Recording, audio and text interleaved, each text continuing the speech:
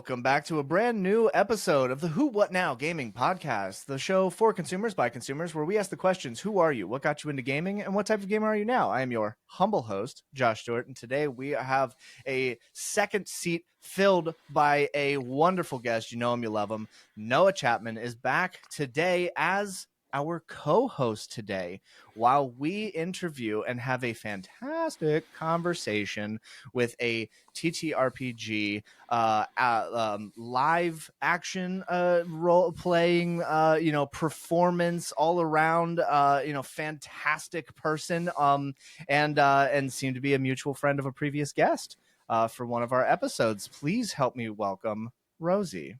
Hello. I'm Hi, starstruck. my name is... What? Hi, I'm Rosalie. Please feel free to call me Rosie for short. Any other nickname? That's enough already. It's okay. I'm a TTRPG actual play performer. That's about what I do right now. I'm on a couple different podcasts, a couple different streams. I'm kind of all over the place, which is wild. Well, sorry. No, seriously, I love any version. I always wanted a nickname when I was growing up. Yep. And full disclosure, Rosalie is like a stage name, kind of. Yeah. It's really easy to find my legal name out there, but I just wanted something that was not my legal name and not close to my legal name. So I love that. I love that so much. So I intentionally chose one that could be shortened because I've always wanted nicknames. I love that. I unfortunately already have a super short name, so it's like my wife will just call me Jay, and I'm like, yeah, I guess that works, because Josh is already so short as it is. So it's like, whatever. Well, welcome to the show. Thank you so much for being here.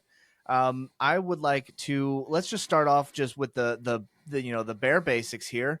Who are you as a person, as a content enjoyer, as within the TTRPG realm? Let's get to know you.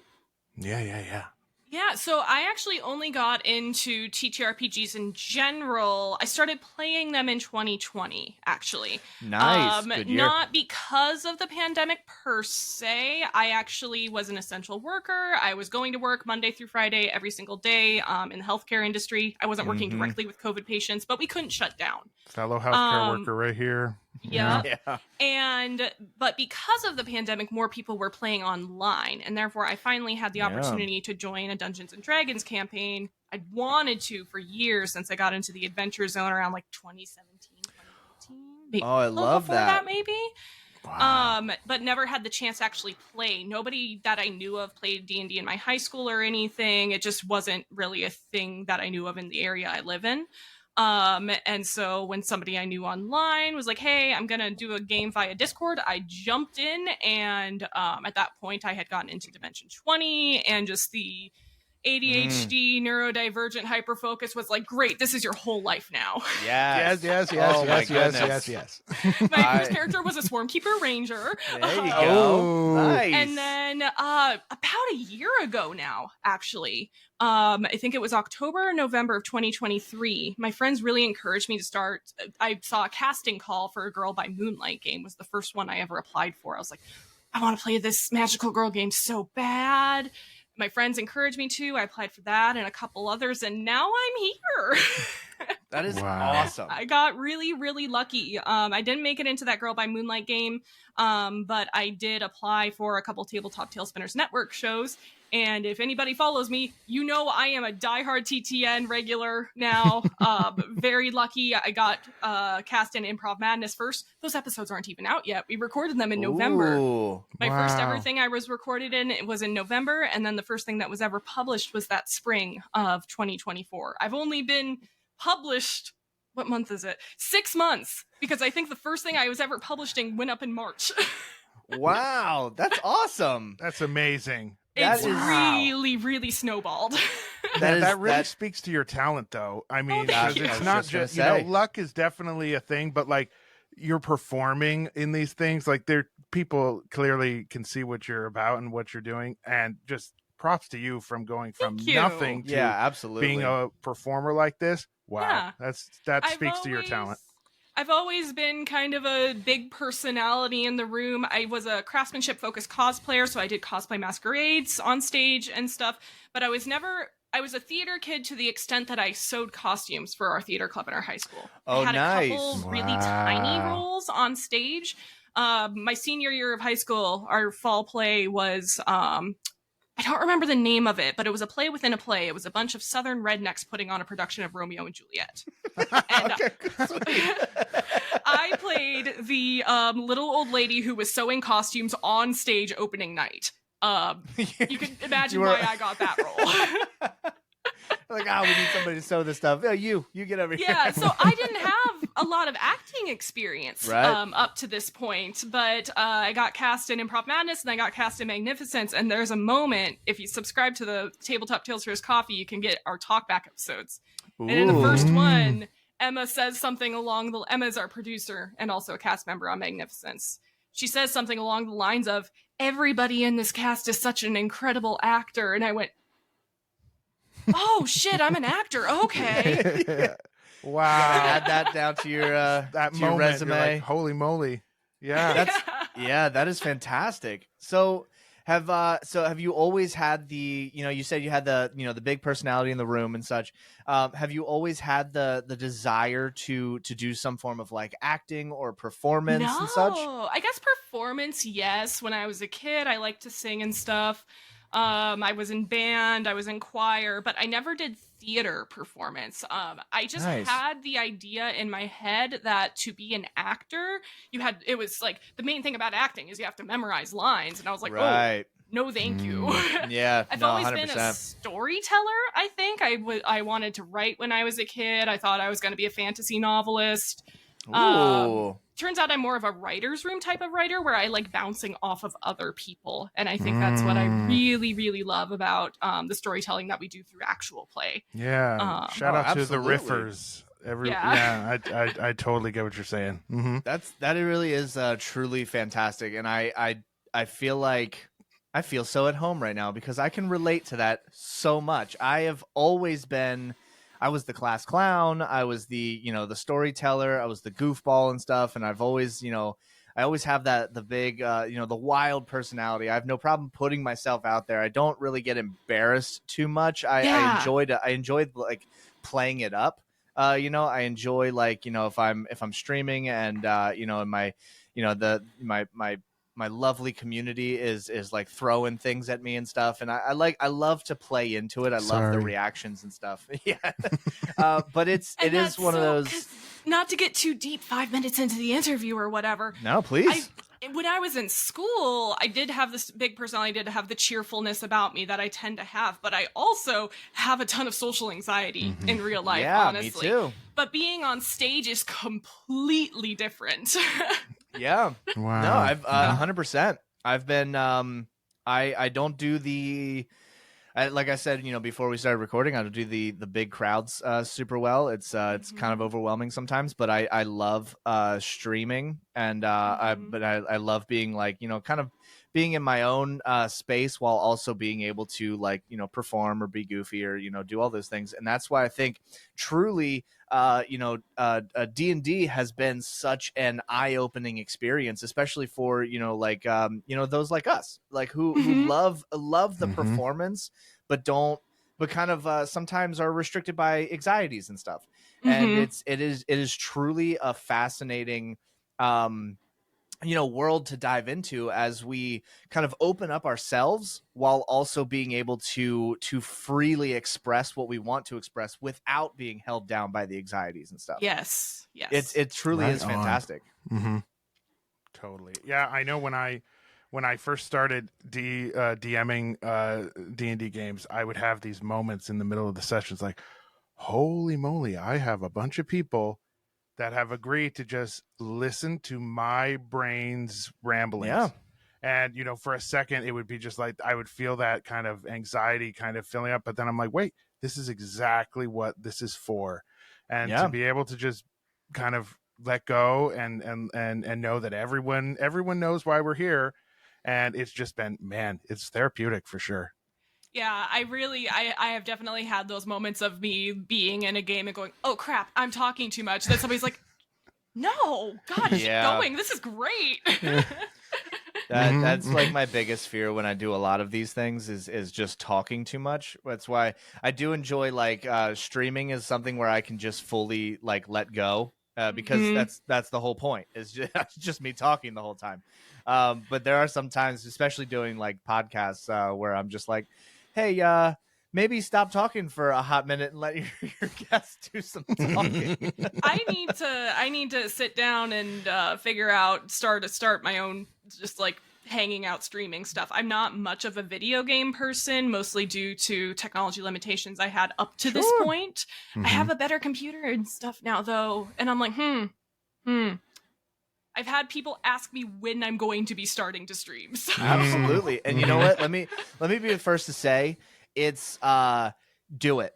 It is so amazing and fun, and you do not have to be a huge gamer to enjoy, streaming and stuff. You can do anything. We've had guests previously on the shows who shout out to Lucas, who does we'll set the camera up and draw and paint and stuff, and it's and sometimes like I didn't actually think that it would be something that I would spend hours on and stuff, but there are times where I'll be kind of working on my own side projects and stuff, and I'll throw a stream up and I'll like on the TV and stuff, and I get to watch this creation as it unfolds and stuff, and it's there is an audience for every streamer out there, and you have such an amazing personality. I think you would nail it, and I'd let me know as soon as you do it, because I would love to follow and subscribe 100%. Absolutely, will do.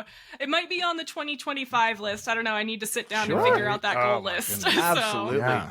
Totally. Absolutely. I mean, I wanted to stream back in 2020, and it took up until this year for me to actually do it. So, I mean, take your time. But it is absolutely worth it 1,000%. So you are obviously with the TTRPGs and stuff. Would you could you tell me more about how you get into, either a character or creating that character, finding that personality? And because I have noticed that on that show, everybody dresses up, and you're talking about for Twisted Fates for the Candela sorry. Stream. Yeah. ADHD, it's all over the place. That's okay. It's the depths that each of you go into to play your characters is not only is it inspirational, but it brings such a new level of immersion into that story, and I so badly want to talk about it. Yeah, so I'm actually just a little bit of a power gamer secretly behind the scenes. It's not a secret. It's not a secret at all. I enjoy the crunch and the rules of TTRPGs. I really, really do. And so usually my starting point is actually like going through it's Monster of the Week, it's playbooks. If it's D&D, I'm looking at the classes and subclasses and mechanics and all that. And I kind of I'll start with like a story concept. So for Sage, who I play Magnificence, I guess this is minor spoilers, but it's pretty obvious pretty early on. Ooh, lucky us. The original concept for Sage was this is a person who wanted to be a cleric, couldn't because she just couldn't connect with a god. She just wasn't chosen. And therefore said, fuck you, and became a wizard instead. Absolutely. Hell yes. And so that was kind of the original concept. And then I take like a vague concept for Cecily, who's my character in the Twisted Face Candela game. It was, I want to play a widow. I'm thinking like Winchester Mystery House kind of thing, because originally I was thinking that because I was like, oh, maybe I'll play a medium. Then somebody else in the group was like, I want to play the weird category. So okay, so let me kind of take this and do something else. Right. She turned into Junie Cortez from Spy Kids, where her husband had died and she didn't know what happened to him. She found out he was part of Candela, therefore she joined Candela. Wow. And so I take those concepts and then I kind of turn on the crunchy mechanical part of my brain at that point. For Sage, it was, I cannot stand the thought of not having a bonus action at any time in combat. I need to make sure this wizard has a bonus action at level 3. Oh my god. Yes, 1,000%. I'm so there with you. So I took Cleric Magic Initiate because A, she's a human. I need a light cantrip. Gotta have it. Mm-hmm. Can't not have it. Number 2, Spare the Dying, because when we started the campaign, we did not have a cleric yet. Wink, wink. Wink, wink. No, actually, my character will never be a cleric. I did that on purpose. I'm getting there.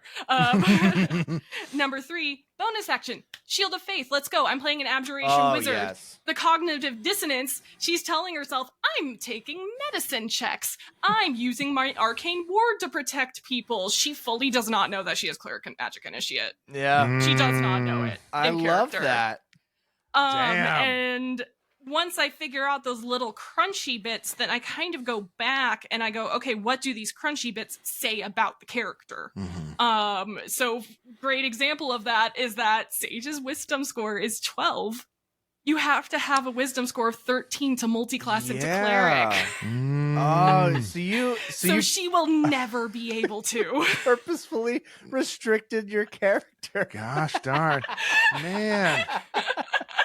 Man, I love that. I love That so is much that devious. that idea of you have your, you know what you want, then you go in and do the pieces, and that informs how you have the, like it. That's like the finisher for the character. That's so good. I know, because so many of these like YouTubers and stuff that go through character creation, I love them. They're wonderful, but it seems like it's like two camps. It's like the Ginny D's who are like, oh, it's all about the character. It's all about what I feel about this character and what I want them to be. And then let's just make the structure work. Ginny D's no slouch with understanding D&D, not at all. No shade. 100%. But then there's those other channels that are all about like, oh, you have this little, you want to be a barbarian, and now we're going to do all the numbers. And so I've always been that guy too, who's like, I really care about like the personality and the what makes my character unique, but I never feel it's complete until I have all those little pieces, and then all of a sudden I'm like, oh, that really works for that, and that really explains all that. So that's really awesome. One of the only gifts that I have bookmarked in Discord for regular use is the Por qué no los dos? It's truly, I have a lot of fun. Or my Camp Meadowview character. I was in Camp Meadowview, which was a Monster of the Week mini-series for Game Master Monday. You can watch it on YouTube now. It's all wrapped up and everything. My character for that was Chloe. She's the mundane. She's literally just a girl. And I had so much fun building her character. I made a character that is just harvest EXP. Oh yeah. Almost everything I took on that character was to be able to get more EXP. She had always the victim, which was if you are kidnapped by a monster, you gain experience. If your companions protect you, they gain experience. And then I also had, don't worry, I'll go check it out, which is if you go off alone to check out something scary, you gain an experience point. And like every session I was like, so does this count as me going off on my own to investigate something scary? Does this count as a monster kidnapping me? It was so much fun. It gives me such like Daphne from Scooby-Doo vibes. Like it's so like every time Daphne gets like captured, taken, put somewhere else, goes off on her own, always comes back with like information, somehow discovering actual plans and stuff. And you're like, how is this constantly working? Like, it's really, I cannot contain the min-maxer, but I kind of min-max to the concept. Yeah. For sure. Totally. Yeah. It might not make sense on paper to some people, but it's totally making sense for what you're doing. And it is getting every little bit that you can in that build. Yep. Wow. It's a cycle. I have the concept, I min-max, the min-maxing informs more of the concept, so on and so forth. Absolutely. And I think with the passion for the creation of a character, especially with like a personality, tropes, and character, decisions and such, brings such a level of immersion to the story that I think, a lot of times you won't get when you get a party together where they're saying, okay, I'm a barbarian, so I'm going to do 1,000% all strength things all the time forever. And then, I have, the magic person who's only doing these specific things all the time. And then your rogue who only does, and it's like you get that standard typical, D&D trope, kind of togetherness. But, from what you're doing, it makes that creation so much more lively. So absolutely props to you. 1,000%. I've also discovered recently that I'm having a lot of fun with pre-gen characters, actually. I was surprised by that. I got to play in just the standard Daggerheart playtest that's been happening. Yeah. Using those pre-generated characters, playing through that pre-written adventure. And I was like, I really had a lot of fun looking at that and figuring out how to translate into my own version of this character, looking at some of the really quick, vague personality traits I was given and going, well, why would they be that way? Right. And putting my own spin on it and stuff. I'm coming up, going to be guesting in a podcast as a character that started out as an NPC. This probably won't be out for a long time. This is like way down the road. So, but this character started out as an NPC. And she was mostly described like vaguely in the background. No, the players never role played with her before this, but had kind of a little bit of a base. I didn't get to choose her species. I didn't get to choose some of her backstory, but some more like deeper backstory I get to establish. I'm having so much fun taking this character that is, what can I say about this?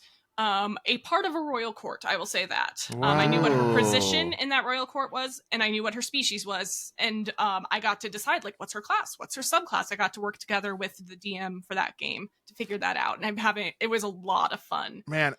So it's really, awesome. I do love taking the character sheet and letting that inform the personality.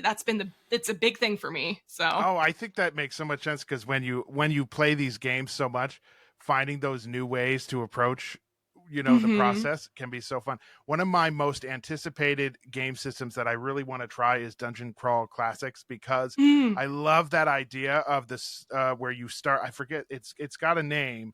It's like where you start with like 4 pre-generated characters, and your first couple sessions are just basically running those characters through a gauntlet, and then whichever one survives, like, that's your character that you take into fun. the campaign. That sounds so fun. I want to do that so bad. I can't even tell you for that exact reason. Oh gosh, a couple of years ago, I think MCDM came out with like something like that in their Arcadia magazine. Yeah, that sounds really fun. Yeah, I mean, do that. People are like, by the time you end up with that last man standing, they said you will love that character just as much, if not more, than any character you carefully crafted on your own. Yes. They said you are bound together so tightly because you went through hell. That sounds like so much fun. I know. love that. I can't wait to do it sometime. That's fantastic. I didn't even know about that, but I was fully engaged. I was like 100%. I feel you. Oh man, I think I told you about that on the way home from PAX, and you were dreaming in your head about this podcast post-convention. Dude, you honestly, cannot. oh my God, no. That's... Any discussions that happen in the car, you gotta write it down. Holy cow! I'm driving, running my mouth, and Josh is just sitting there. The podcast, and we can stream, and we're gonna do it. He was already here. I've been in that car so many times. This was pre TTRPGs for me. I cannot tell you how many times my best friend and I were in a car on our way back from a convention making cosplayers that will never happen, but we're just so excited about the potential. I'll tell you. Yeah, it was PAX Unplugged, and it was that light bulb moment for me that said I can do this. And we were actually watching the panel with Dungeon Dudes and Ginny, and it was like the whole like you have a voice, like use it, like, and people will follow you, and people will like check out your things, and like just because you don't think that someone doesn't want to listen to you doesn't mean that they actually don't want to listen to you. And so it is something that was very it was sticking in my mind pretty heavily, and but also we ran literally ourselves. What I was thinking when like you reached out, it was like, hey, you want to be interviewed? I was like, me? yeah Okay. I think your message was like, just a heads up, I don't make my own content yet, but if you still want to talk to me, I was like, of course I want to talk to you. Like, yeah, that's what this whole thing's I'm a about. player. I'm not a GM. What? That's what this is all about. It's like, yeah, of course. Mm-hmm. Yeah, I think during that convention though, Noah and I we really ran ourselves thin on that one, and also we were so excited. Especially I can't really speak fully for Noah, but I was so excited to see everything and anything that I didn't eat all day. I was like, hey, do you want to stop and eat? He was like, I just don't know if we're gonna have enough time. I think we better just go back in there. And I was like, all right, there we go. And then hey, you out there, rough. You go to a convention, you need to eat food and drink water. Oh okay? my God, I know. This is your mom speaking. Eat some food. We did so good when we went to too many games this summer. We were so much better. We planned ahead. We had a couple snacks. We were such good boys. Yeah, we did. We did such a good job. It's so important. It truly was. But I mean, honestly, so I mean, I'm gonna assume you're a convention lover. Yeah, I actually haven't been to one in a few years because, again, COVID happened. Mm-hmm. My best friend is a pharmacist, and she works with a lot of immunocompromised patients, and so we really had to put conventions on hold much longer than other people did in order to protect the people she works with. I actually have not been back to a convention yet. I think the last one I went to was September 2019, I think. Yeah, that's right. But definitely 2025, I'm working on planning. I also live in the middle of nowhere. So basically any convention I want to go to, if it's more than a 6-hour drive, which, Kansas City, is a 6-hour drive for me. So that's kind of the nearest place that has like big conventions. That's a 6-hour drive for me, and so anything that's further than that, I need to fly. I just need to fly. Of course. So it takes a lot for me to plan to go to a convention. I'm really hoping to make it out to PAX East next year, and also Big Bad Con 2025. Those are my two 2025 cons I really want to get to. Both I will have to fly. I wanted to try and do PAX U, but again, with where I live, traveling in December is very, very risky. Yeah, for sure. So I posted about that on Threads, and a bunch of people replied like, the weather in Philly in December isn't that bad. It's like, no, it's not Philly I'm worried about. You don't get it. Yeah, we're very fortunate. We're within a few hours of 4 big cities. So we get pretty. We can make it to a lot of stuff. I've been to a lot of very small anime conventions in my local area. But it's been quite a few years, and also I'm now in a completely different space. I haven't watched anime in such a long time, and that was like all I did before. So you know what? I can actually kind of agree. I was big into anime, and I still we talk a lot about it on the show. I'll talk about it on streaming and stuff, and I still love talking about it. But I've been just so busy these last couple of years. I have not had a chance to sit down. Now, I will say, we did start sitting down. My kids are starting to get old enough where they're starting to show interest in these things, and they want to see. They're like, "Oh, what did you watch when you were a kid?" And I was like, "Sit down. We got a lot of episodes." And so my oldest is a Naruto fan, but also we've started One Piece, and and I was like, well, if we start One Piece now, by the time she's like 28, we'll finish it.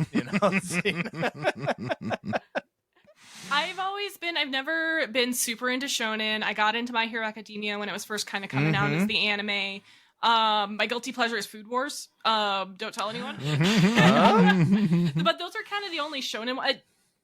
So I like magical girls. I was gonna ask. Yeah. Yep. Magical girls and idols and the shoujo are kind of my thing. I'm still obviously still love them enough that I have them on my shelf behind me here. Of course. Watch Pretty Cure. That's hey, there you go.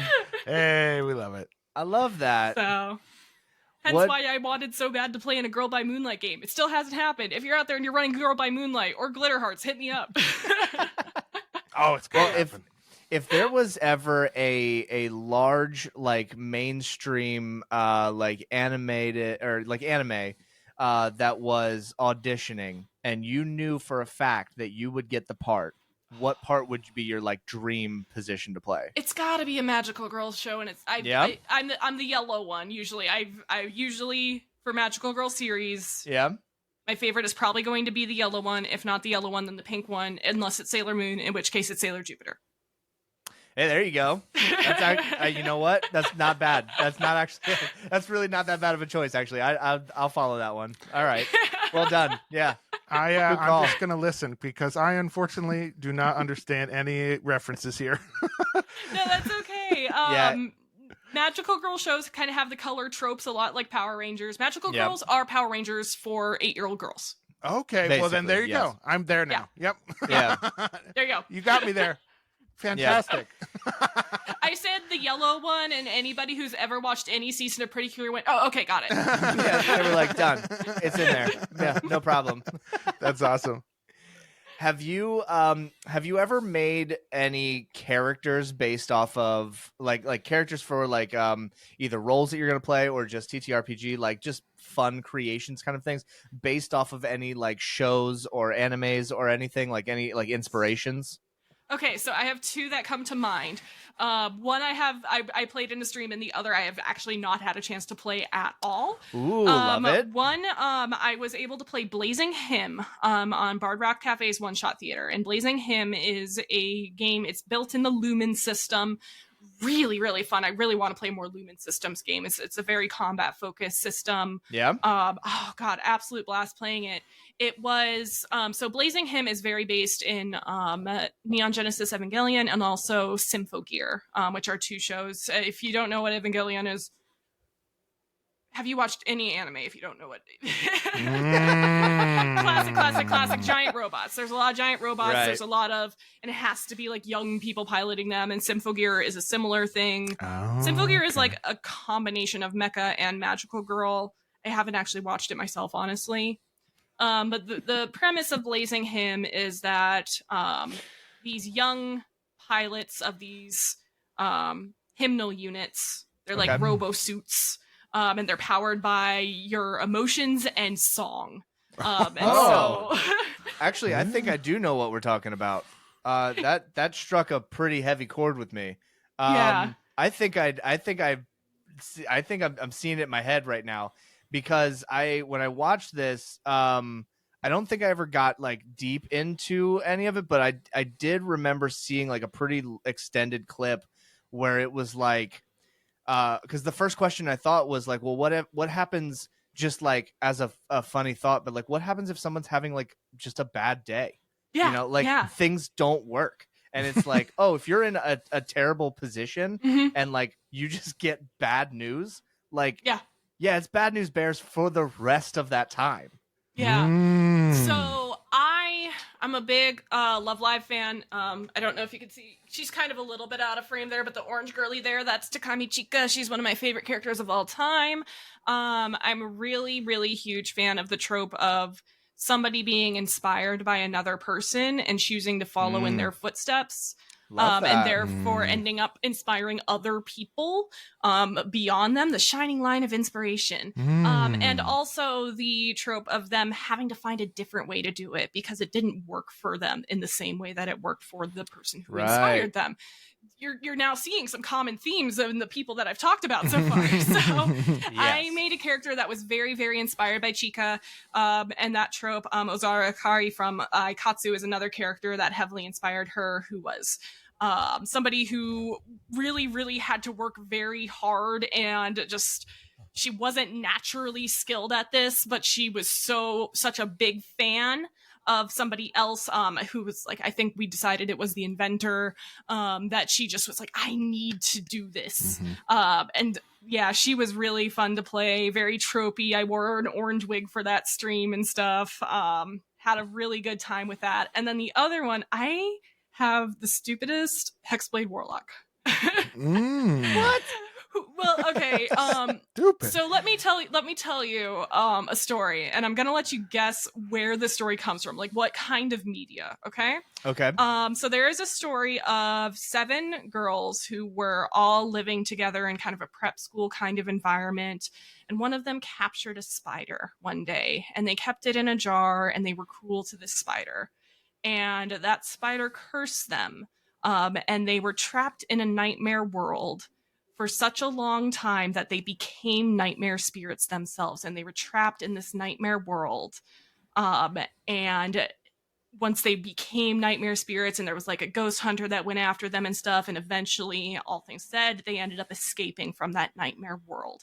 What kind of story do you think this is?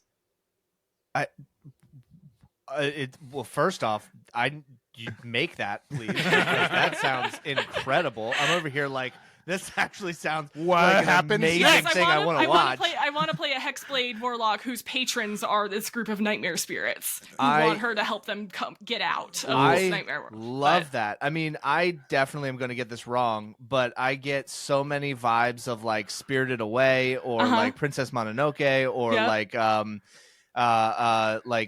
the like old school like Sailor Moon or like, you know, High School of the Dead kind of thing. Like, I mean, I'm definitely probably super wrong. Yeah, no, this is a K-pop group. So you knew we were not going to guess this. Yeah, this is there's a K-pop group called Dreamcatcher. Dare you? They've been around for a really long time now. They've been around for I think a full decade almost, if not. Yeah. They are a J-rock and metal flavored K-pop group. Oh, I'm in. Their first story arc was that. Wow. So good. That's so good. And so I want to play a Hexblade Warlock whose patrons are these nightmare spirits that are trying to get her to help them escape. I love that. Man. Yeah. That is so good. Yeah, that was a good move. I'll tell you what. You're like, I don't think these two I was like, guys well, in their 30s with beards are going to know this, but I was like, no, you sit down. I got this one. I'm going to nail this. You know, you gave it a valiant effort, man. I really give it to you. Yeah, I've had this character design in the back of my head for a little while, based off of weirdly enough, kind of like the same concept. Not a pop group, but more of like a metal romantic poetry kind of group is how I like to explain them. Okay. Have you ever heard of the band called Sleep Token? If not, here we go. I'm going to completely open your world to amazingness. Okay. But there is their group there. They are fully masked. They do not have identities for a very specific reason, because their entire group is about the music and not the people behind the music and stuff. There are 4 total members. 3 of the members go by just a single number, and then you have the vocalist, who basically is like the face of the entire group, goes by Vessel.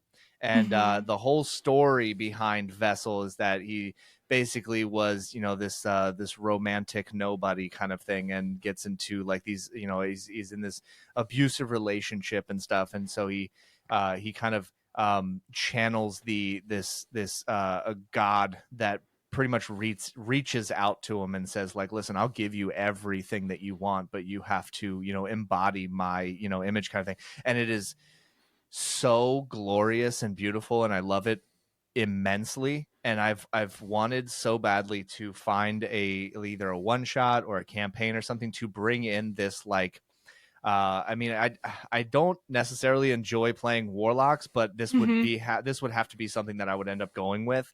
But to have that patron who like is so willingly, you know, able to give you everything and anything, but also will like restrict you in the most like you know, diabolical but romantic way possible. It's such a trope that I haven't figured out how to play it yet, but it's it is so fascinating. So I'm actually kind of relieved. I tell you that story because I'm relieved that I'm not the only one who has taken something that like I just truly love from some other form of media and was like, this is what I'm gonna do now. Yeah, you know? absolutely.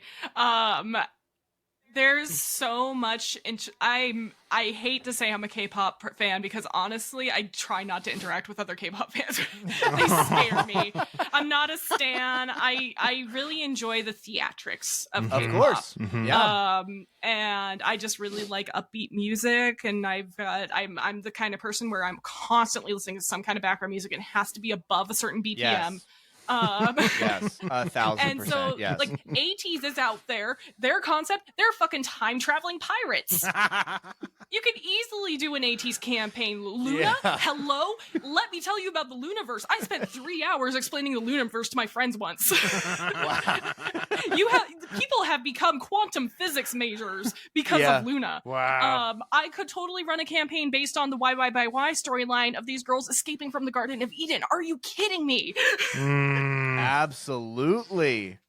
Man, that's ironically one of their main I had songs. no idea the depth behind these groups like this. I didn't know that was. Yeah, dude. Yeah. Oh, yeah. I had no clue. Yeah. They're so theatrical. I love it so 100%. much.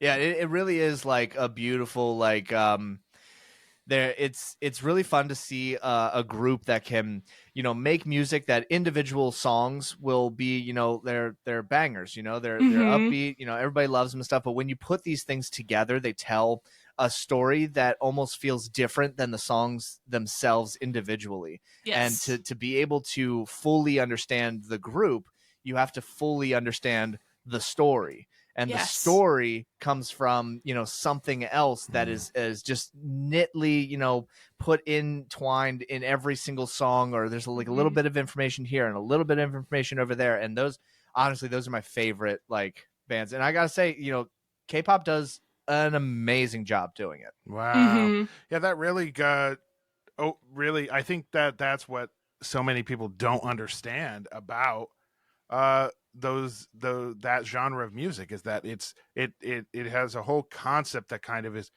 completely different from the Americanized stereotype of the pop star or the band or the rock band. It's a totally different vibe. And you know what? I'll even kind of just bring that one full circle. I think that same concept that you just brought up, I think also is the same reason that is the stereotypically misunderstood information about TTRPGs and Dungeons and Dragons and stuff. Where it's the idea is that, it's just a bunch of people rolling dice saying, I'm going to hit him. And they go, okay, you hit him. And what happens? Oh, he died. It's no. Like, it is so much more advanced and in depth. And like, I have become, and like when you take a step back, okay, you take your favorite campaign you've ever been a part of. Okay.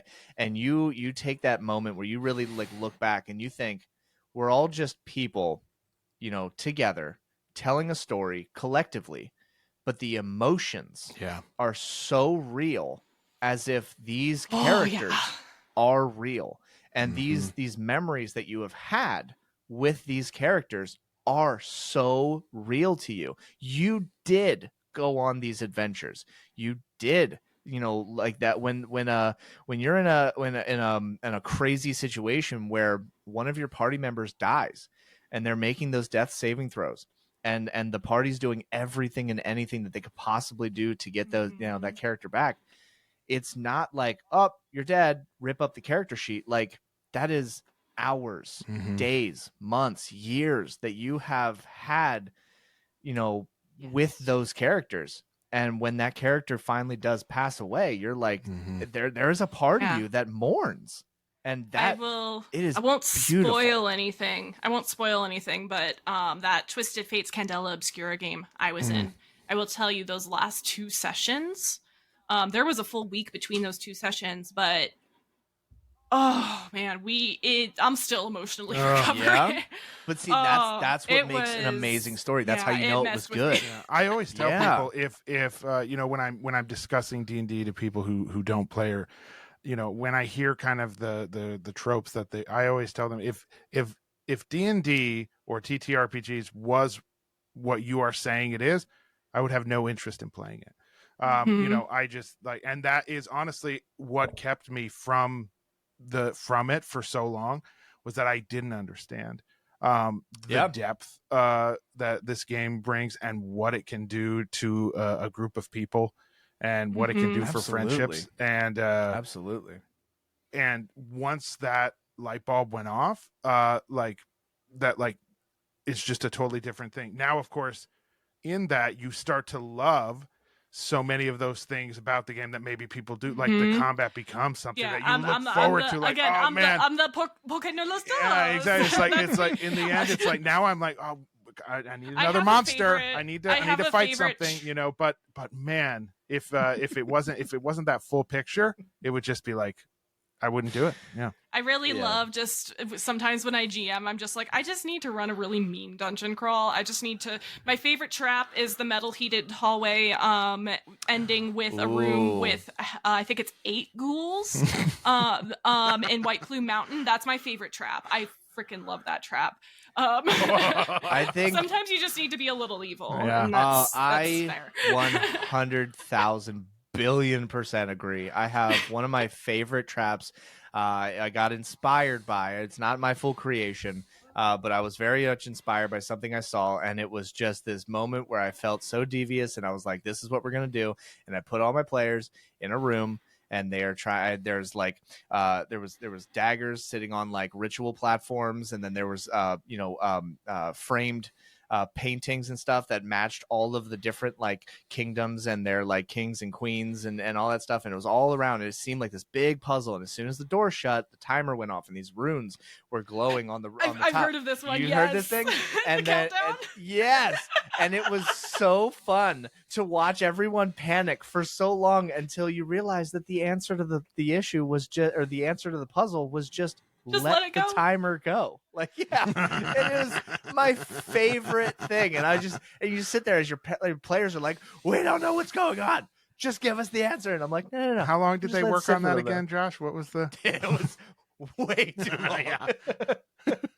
The evil part. Yeah, the evil part was how long you let them do that. Yeah. There's the emotional part, and then also sometimes it's just really fun just to have some slapstick going on and like just hit things and just do a silly little dungeon crawl. I love 1,000%. Fucking those. Yes, I love it. We are one and the same. I will tell you, it is so good. Yes, it's the best. Have you let's see. Have you run any games yourself, like full length campaigns yet? I have not completed a full length campaign yet, but I am. In terms of completion, we're about 50% through Wild Beyond the Witchlight. I'm running for a group of my friends. We've been playing it for, I'd say about a year and a half. It's probably more like a year in terms of actual playtime because I had to put it on hiatus this summer, real life reasons. Mm-hmm. Yeah. But we're about 50% through. I'm really more of a player than a GM. I got into GMing because I wanted to play more D&D. Yeah. Because I wanted to play more games with my friends. It's not where my heart lies, but I am having a lot of fun with Wild Beyond the Witchlight. I like running combat, so I added more combat than it is as written. We're not running the Witchlight pacifist route that some people really talk up. I don't think that's not fun for me. Mm-hmm. My friends are a bunch of silly little power gamers whom I love, so they want to hit things, they want to make the big numbers. Yeah, of course. And that kind of thing. So, do you enjoy the aspect of trying to break a game? And I don't mean it like in a negative way. I mean like pushing the boundaries to a game to see what things that your character is able to do and what limits you can break in a game. Yeah. I don't think it's that so much as I like finding those unexpected combos. Mm-hmm. I like finding those little synergies that work together really well, and I like to try and find the ones that aren't talked about a bunch when it comes to D&D 5e, because of course everybody knows the Paladin Hexblade multiclass. Everybody knows that one, but since Tasha's Cauldron of Everything came out, did you know that there is a high-level Ranger feature that lets you use your bonus action to turn invisible until the beginning of your next turn?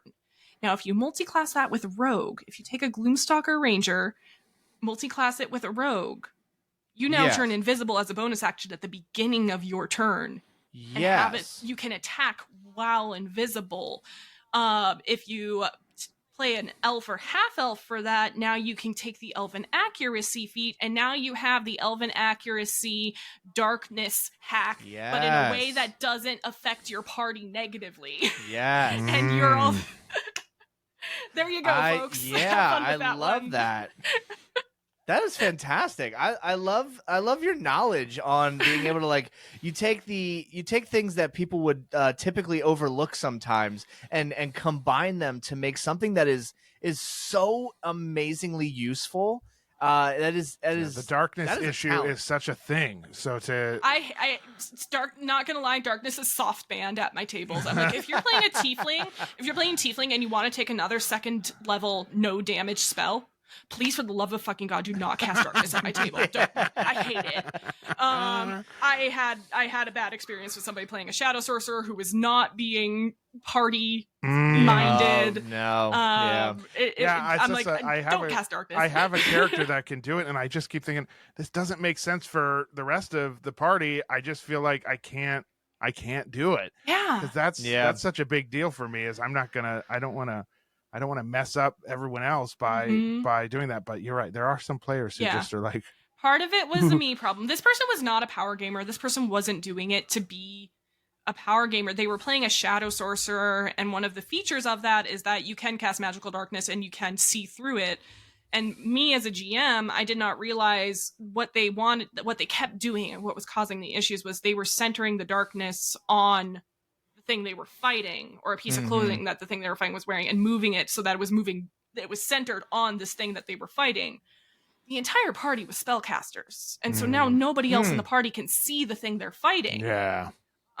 Turns out you can't do that. If you want to cast it on an object, it has to be an object you are holding, or it has to be a fixed point in space. Isn't that just the best when you think a player is breaking your game, and it turns out I just didn't know the rules quite good enough in that moment. Yeah. I had a character. Even after that, they still kept like being like, okay, I'll cast it on the spot that person is standing in. It literally happened. That campaign did not. That campaign fizzled out pretty quickly after. Yeah, I still like it. Totally happened. I had a character who literally broke one of my bosses, and then I realized in the end that we misread the process. And then of course the next time it happens, they're like, I'm ready. And I was like, I'm sorry. Yeah. And I could tell that they felt really bad. Thankfully he's he's a grown man. He was like, I'm just here to have fun. It's no big. Like, it was all great. Thanks, Steve. But I felt so bad because it was like, he felt so good about what he had figured out. And then I had to be like, oh, actually, you can't do that anymore. Yeah. This player had the best of intentions for sure.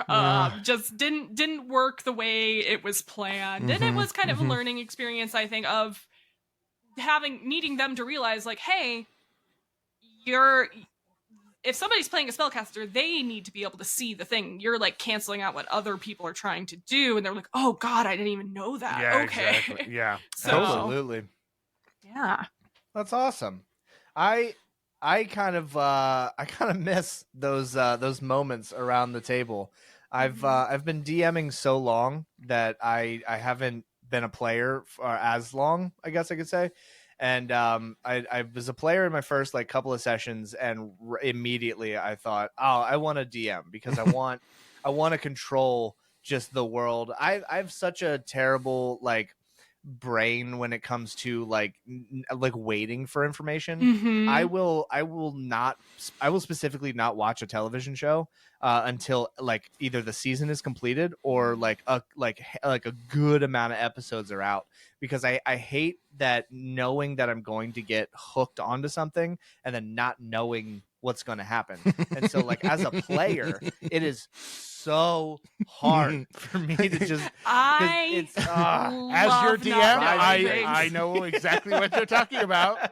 That's so fun. One of the things that I have been told is like, one of the things that my Magnificence GM loves about playing with me is how much I love not knowing things. Yeah. Noah is 1,000% the same way. They made me a channel in our campaign Discord that's called Sparkle Emoji Rosie's Conspiracy Corner Sparkle Emoji. Yes, I just like to lead into, if you're not telling me, okay, then I'm just going to do it. I love it. That's part of the story for me. It's so Whereas fun. Josh will literally be like, is there any way you could tell us more about what you just said? Yeah. And I'll just be like, nope, I can't do that. Let me just show you. Let me just show you guys. Just enjoy it, buddy. This is the Sage folder. Sage is my Magnificence character.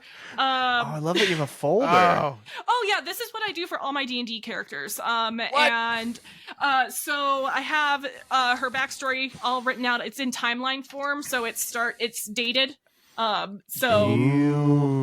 are then, the perfect player. Character sheet, spell cards. I've got cantrips, rituals, and then sorted by spell level. These physical medium players right here. Yes. The preparation work are we talking about here? But wait, there's more. This is the five kingdoms of the empire, the noble houses of each of them, their nicknames, the major cities, minor cities and locations, geographic features, and a short description for all 5 kingdoms. Here we have my character's personal quest information. This is a list and descriptions of all the factions and organizations that we've been introduced to. God. This is information and legends on the deities of the world. This is a GM screen I bought on Etsy as a PDF and just print off that has a bunch of rules. This is, oh my God, you are the DM's perfect player. Like, this is like, I do this because I suck at taking notes. And then there's, I love the idea that, like, you know, you show up with the whole folder, you have everything ready, and then like there's the other players who show up and they're like, all right, my name's Fart Nugget and I'm a bard. Well, it made my heart so happy because I realized Grace, one of my fellow players in Magnificence, took a photo of her setup the first time that we played together, just being like, we're going to want to look back at this. Let me take a photo of everybody, like the riverside and everything. And I saw that she had my Google Doc that I sent to everyone of one of those cheat sheets pulled up for her reference. I went, oh, I love that. And they're all saying, thank you back because we need this. I do it because I'm really bad at taking notes in session. It just takes me out of things too much. I do a screen recording for myself so that I can go back and watch it again without having to bother our producer to send me the file. And I need to have I love having that information in front of me to just casually just drop something that hasn't been said in character yet and just like sound super smart. Because I'm playing a wizard. I have to sound super smart. Of course. And it's so that I can have that information and be able to, like, if the GM drops a little hint, I'm like, that sounds familiar. I can check and find it and be like, I'm connecting the dots. Oh my God.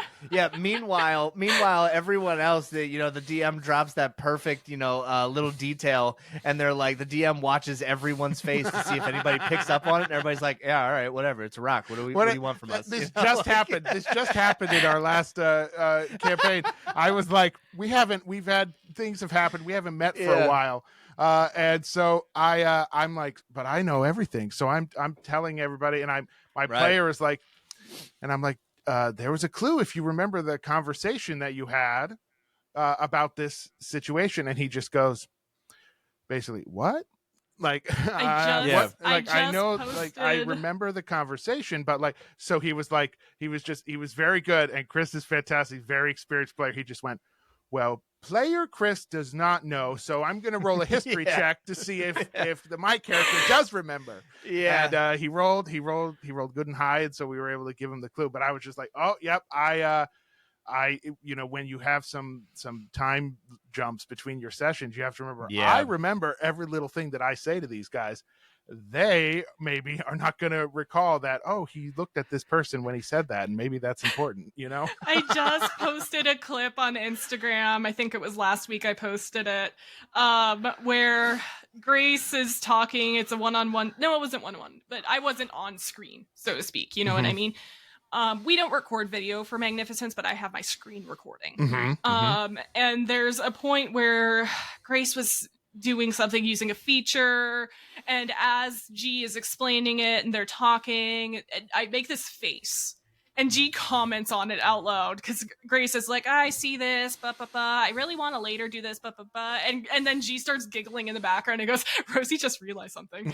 And I was listening to the screen recording away from my computer. I had my Bluetooth headphones on. I was cleaning. I had to go back to my computer and rewind it and watch my face. I literally go, yeah, there you go. It's so funny.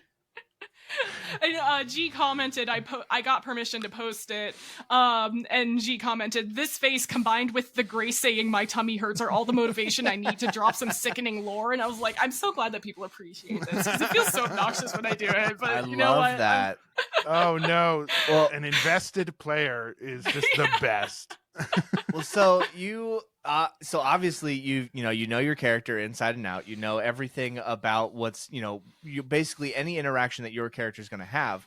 And I know we had mentioned this before the recording aspect, but when it comes to role playing at the table, role playing with other members around the table, but also role playing with your DM.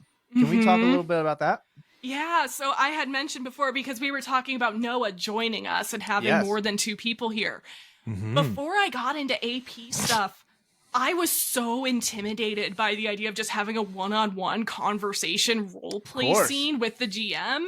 And I would always be like, can another character come with me? Like, I'm just so much more comfortable with like more people to bounce off of. Right. And that's I describe it as I'm that writer's room type writer. I want somebody else there with me. That's also part of the fun of playing these games to me is, if I wanted to just go back and forth with one person, with the GM, we'd just be doing text-based role play or something like that. Yeah, that's true. Yeah. A lot of the appeal of playing TTRPGs for me is that interaction with the other players. That's what's every single GM I play with, I promise, I love you. I love your stories. I love your NPCs. I love you. Do not get me wrong. But what I'm here for is the party dynamics. That's exactly what I am.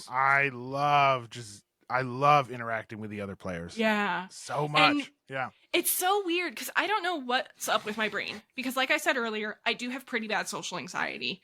But it's mostly in those more private situations for some reason. When it comes to Discord, I don't DM people unless it's like, this needs to be private. This is a business conversation. Or if you're somebody that I'm like already close with. But I'd rather be in a group chat anytime, any day. Just for some reason, being one-on-one with the GM really used to scare me. And now that I've gotten more into like, okay, let's get into the performing brain, let's get into actor brain, I just get so into the character's brain that I've gotten a lot better at it, I think. I don't know if I've gotten better at it so much as I've gotten more comfortable with it. I think. Yeah, absolutely. I think so too. Yeah. I totally get what you mean. There's something about going into that space in your brain that's just like, again, I mentioned it in the past, I think too. It's just like, well, this is what we're here for. This is what we're doing. And it just it gives you're giving yourself permission almost, I think, in your brain to just like, hell yeah, I'm going to just go all in. Oh yeah, it might be that too. Cause I have a lot of, I worry a lot about talking too much and being too much of a spotlight hog or whatever. And that I think is part of it too, is we're like, oh no, I don't want to, you can have your one-on-one scene, but me, I'm built different. If I have a one-on-one scene, that's spotlight hogging. It's not when you do it. Right. Not when you do it. Let me be clear. You're great. I love listening to this. We had a player in one of the games that Josh runs periodically, and he literally Josh was really zeroing in on something going on with that player, and he was just like I feel like I want to explore this, but I'm worried that I'm taking too much. And me and the other players were like, no, we really like this. This is interesting. Please keep doing this. And he was like, oh, okay. And we had to like tell him like, no, we're enjoying this too. It's fine. Like we all get our turns, and I don't feel like it's not my turn just because the story is for me just as much as it is for you.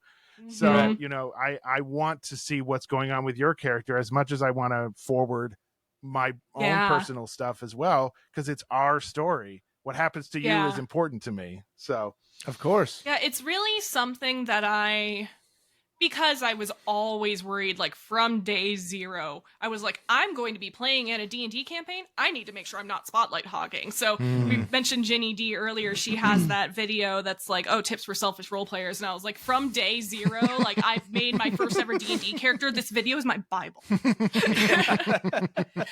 it's been a very intentional thing for me. But also in like moving forward with time and gaining my confidence and stuff, I'm realizing like, yes, I did that on purpose, but also I love doing that. Of course. So yeah, being able to like know those things, like, oh, I know this other character is good at that, so let me pull them into this scene to help my character with the thing. Yeah, that kind of thing. That's so awesome. That's like, and that's really where you fit. Where as a DM, you feel like, okay, this player gets it. This player is helping me with this adventure. We're building this together. Like you're like helping write the story in a real tangible way, not just in how you roll your dice, but in saying, oh no, can you come with me? I want you to help me. And you're tuning into that stuff. And instead of the DM having to be like, this player, this is, and kind of direct it, you're doing that. You're helping. And that's just like, right. Yeah. You feel that's in also sync. part of why I like playing those like mundane human characters who don't have like, I'm not the chosen one. Let me be clear about that, because they get to ask the questions. Yeah, they get to ask the questions, and I love being nosy and sticking my nose where it does not belong and fucking around and finding out. I love that so much. It's so much fun to me. That's another common thread among my characters is like, they're literally just a guy and they shouldn't be here, but they are anyway. Yeah, I love it. Yeah, I love those kind of tropes. I also always love when there's when a player comes up with a character that doesn't have a stereotypically like horrifying background. When it's like Sage is my first character that's ever had a dead parent. That's not like, okay, I do have one character that had dead parents before that, but she was evil and they're dead because her sibling wanted their inheritance. Yeah. Like, she doesn't care. She's evil. Sage is my first character that's ever had a dead parent, because I tend to have the motivations of just like curiosity and like wanting glory and wanting to explore the world and stuff. And the trauma can happen during the story instead of before it. Yeah, exactly. Yes. That one of my upcoming characters for a campaign a friend of ours wants to start at some point is a bard that he checked in with me several times. Are you sure there's nothing going on? And I'm like, nope, he's good. He's had fun, and now he's just like, he's so used to going solo with his little music gig, and now wants to just follow along. He's really not bothered. And he was just like, if you're sure. I'm like, I'm sorry if you want to embed my character in some storyline, but I promise he's just kind of here to see what's up. And and I'll tell you, the only reason that Sage has a dead mother is because I like single parent narratives. And at some point, you run out of ways to make the parent single without one of them being dead.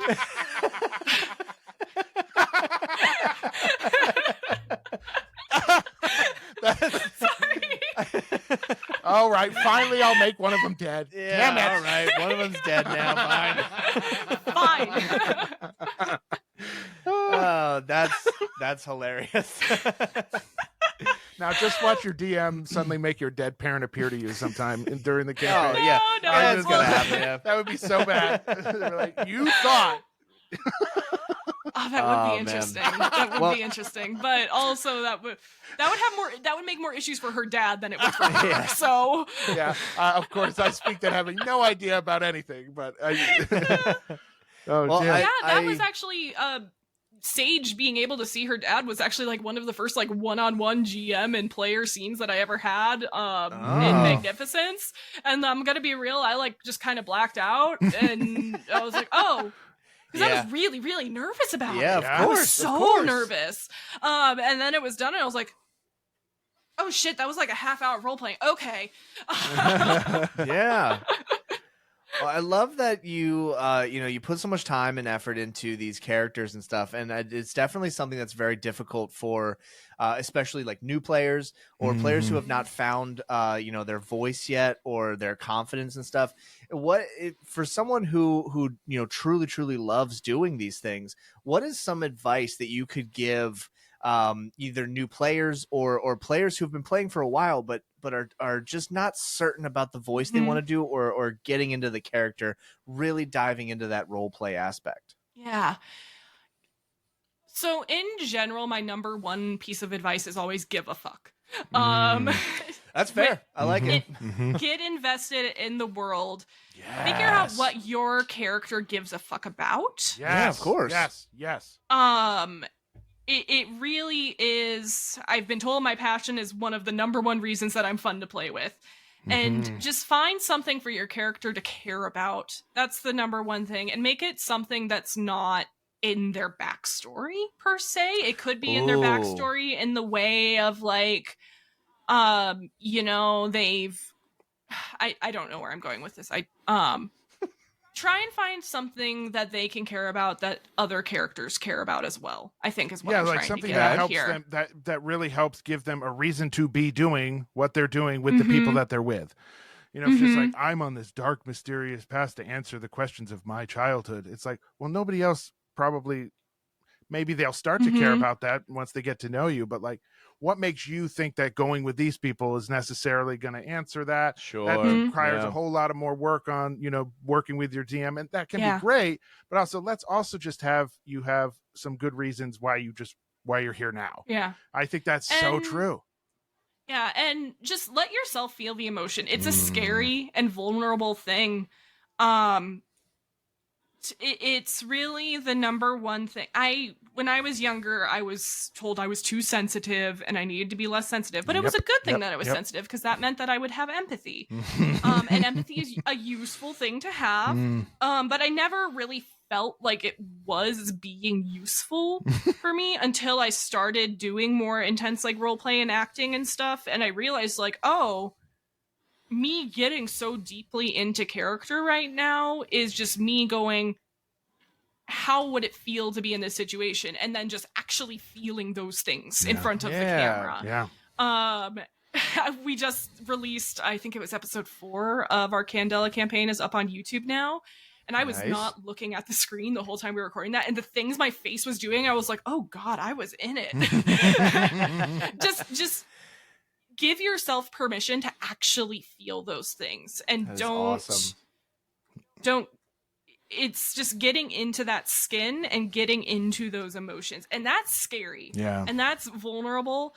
And you have to take care of yourself. You have to make sure you're being safe about it, because like I said earlier, those last 2 episodes of our Candela game, like, genuinely messed with me out of character for a while. Yeah. Character bleed can be hard, and it can be scary, and it can mess you up. Yeah. But if you really want to be getting into character, you have to let yourself feel those feelings in your heart. You gotta lean in. You gotta lean into it. I love that so much. Definitely things that I could improve on in, like, my own, role playing and stuff. But it is definitely a question I always love asking, because it is a very difficult thing to kind of allow yourself to, feel those feelings. I think there's sometimes you'll find players who just see D&D as a game that you can win. And then there are games where, they see it as it's just a game. And I think those two things will sometimes limit somebody's ability to enjoy the campaign for what it is, but also enjoy their character for what they are. And it is truly something, like, I came up with, I wanted to challenge myself recently. It's the character that I've created actually for Noah's campaign.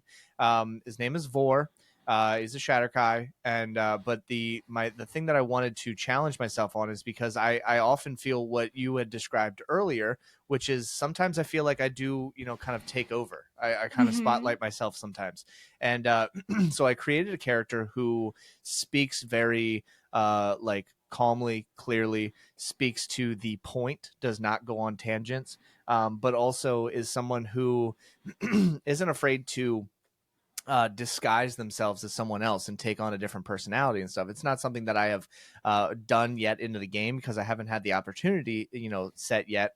But it is one of those things where it'll be fun to be able to explore different aspects of Vor's mind, while also, when people ask, because technically, he's a Shatterkai and stuff, they sit down and they say, oh, Vor, come have a drink with us. And I say, well, I don't need to drink. There's no need for me to drink, or, hey, let's sit down, let's have a meal. And I don't need to eat. And so like, I'm purposefully pulling myself away from the group constantly so that, the day that it becomes like I'm attempting to encourage the interaction from the other players to like pull my character in. And it's been a challenging trope that I've wanted to try for a while. And I've been working on, trying to figure out finding, Vor's full entire personality while also desperately not taking the spotlight. And it has been something that I enjoy doing the voice, but it is sometimes it's I'm a very bubbly, happy, go lucky person. So like when we're doing combat and we're joking around, we're having, fun times, I'm laughing my ass off. I'm joking. I'm making comments. I'm being goofy and stuff. And I can be laughing and goofy and stuff. And then they'll be like, and then I talk to Vor and I have to, and I go, yes. I feel that. You know what I mean? So it's much. like I have to now not be the fun, happy, bubbly guy anymore. Sage as a character is very stern. She's y'all know anime. She's very tsundere. But it's a fun thing because she's, again, sticking her nose where it doesn't belong into other people's business. She's her biggest trait is her curiosity and her wonder at the world and her want to know. But it's so fun. But also sometimes I'm like, okay, hang on, I need to go. Sage face. Okay, sage face. Yeah. Sage face. Oh, what yeah. the fuck? Oh yeah, sometimes I love that. There's really me going, okay, gremlin time. Okay, hang on, I need to ask you something. Literally see Josh like rubbing his face sometimes, and I can just tell he's like, oh, I got it, and he's so committed. It's so good. It's so good. Literally yesterday, I got to play an edgy 13-year-old that was trying so hard to pretend that she doesn't care about anything. It was so funny. That's so funny. That's my favorite thing to therapeutic. do. Yeah, whatever. Wow. I love it. Oh my God, that is so amazing. I gotta say, just unbelievably, thank you so immensely for joining me and Noah here today for this thank you for having me. Wonderful episode. This has truly been amazing. I am so excited to see where you go from here. I would say if you have any plans for your own content creation stuff, go for it and let me know, because I want to consume it. It is absolutely. Thank you. You have such an amazing mind and creativity, and your organization is literally what every DM in the world wants. And it is so incredible. So thank you so much for being here today. Yeah. I'm so thrilled that we were able to put this together. At the end of every episode, I always love to keep the floor completely open, so that our guest of the show can plug anything and everything that you would like to plug. And I mean anything and anything from the projects you're working on now, something that you enjoyed from a sandwich you had last week that was just divine. We want to hear it all. And then after the end of the recording, I'll have you send me those links. And I always put every link at the bottom of the description under each episode. Yeah, absolutely. So if you want to find me on social media and keep up with stuff I'm doing in the future, my social media handle on every single platform is Rosatyrs. That's ROSATYRS, like Rosie and the little goat folk, and you smush them together and you get Rosatyrs. I am a cast member on Tabletop Tailspinners Network, mainly Magnificence that we've talked about, where I play Sage. It's a Dungeons and Dragons 5th edition podcast. It's a very dark fantasy. There's a lot of hubris. There's a lot of sad stuff. But it's a really fascinating world. G, from day zero when I had my initial interview, just the plot hooks. Their plot hooks, they just get ya. They just reach out with their hands through the screen and they get ya. I really hope people enjoy it. Other shows from Tabletop Tailspinners. Tabletop Tailspinners was founded by Emma Kosar. It is a network that is dedicated to giving a voice and the resources needed to create the stories for people who are not typically the ones you hear from. Every single podcast at the moment is led by a femme GM, show writer. Yes. Diversity is our number one priority Hell on TTN. Yes. Other shows on the network, Improv Madness, which is usually Dungeons & Dragons 5th edition. We've got some other episodes with other systems coming up in the pipeline. That is a show where literally everything about the one shot we play is determined by the dice. Everything from your species, class, background, magic item, subclass, everything is determined by a roll of the dice, including the monster we fight, the setting, how the party met, everything. Oh, and love then it. That's awesome. Chronicles Kriath is also run by Emma. That is the original show that started TTN. It's another Dungeons & Dragons 5th edition podcast. The fan favorite on the network, though, is All Our Faults, which is a Monster Hearts 2 actual play podcast. If you like trauma, you will enjoy All Our Faults. Wow. Definitely the fan favorite. Led up by Winter is the GM of that. She is also a cast member on Magnificence as well. Other than that, you can find me. I've been on Game Master Monday. I've been on Twisted Fates, other actual play channels in the space. Oh, I almost forgot. Also from TTN, we're now launching our Twitch channel. We have started doing, right now we are doing bi-weekly every other Friday evening. We are playing Monsters and Other Childish Things, which is an indie TTRPG system. We are all playing 8-year-olds with our terrible, terrible monsters. Wow. Monsters and Other Childish Things is a system that is about what if the terrifying monsters that 8-year-olds and kids create in their minds. You know, the Mr. Sparkles who wants to eat the principal's face and leave stains in the carpet, but like he's your best friend, so can you really be mad at him? Wow. I love it. We play that every other Friday on the Tabletop Tailspinners Twitch channel, and we have more series coming in the pipeline for that, so we're gonna have a lot coming up in October on there. What else? I guess I'll plug Transformation Project South Dakota. This is something that I'm barely involved with because I just donate a lot of money and I'm very passionate about this charity. I live in South Dakota. South Dakota is not a safe place to live if you are not a cisgender person. Oh, I have a lot of friends and family who are not cisgender who have had to leave. Oh my goodness. And Transformation Project South Dakota is an organization that is working to change that through education and empowerment. They make a huge, huge, huge difference in my community. And yesterday was day before yesterday was my 30th birthday. And oh my goodness. If you want to get me a birthday gift, go donate to Transformation Project South Dakota. Oh, hell yeah. I will definitely link that at the bottom. Yeah.